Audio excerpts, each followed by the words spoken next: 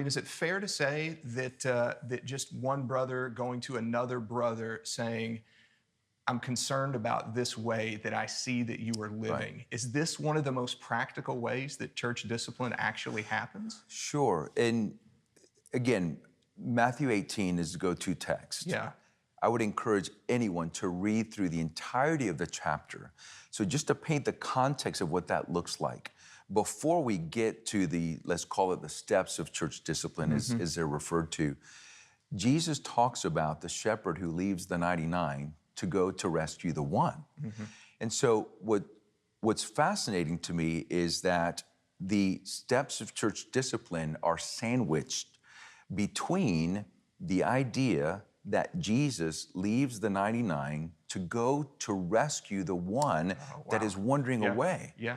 And so the process of church discipline comes right at the heels of that. And so the process of church discipline is already within the context of a rescue operation. Wow.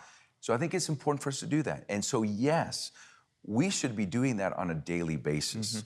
You know, if you are a member of the church where I'm a member, and we're in the same fellowship group, let's say, or we're in the same Bible study, and I've noticed you've been coming regularly, and then all of a sudden someone says to me, you know what, Michael just doesn't seem the same. Something's going on, and then I notice that you're here every other meeting, and then all of a sudden you're gone a month, and so then I'm going to come to you and say, hey, Michael, is everything okay? You know, what's going on? You know, we've said you were faithful, and now you've stopped coming. And you might say, you know what, we've had this project at work. It's just really demanding. Yeah. Could you pray for me? Absolutely.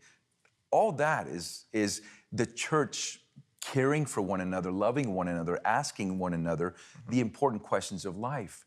But if you say, you know what, Juan, I have to confess, you know, I've stopped coming because I'm ashamed when I come because we're talking about something and it convicts me because of the sin I have in my life. And then I approach you and I say, brother, how can I pray with you? How can I help you fight? Let's look at some scriptures together. And if you say, that is so helpful, you know, I want to fight this sin, you know, that's church discipline.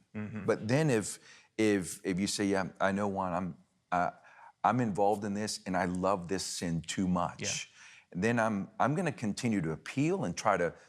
Again, the rescue operation has begun, but one of the interesting things about the process is even the process maintains the dignity of the person in sin, because you try to involve as few people as possible, and you only include more people as the necessity arises.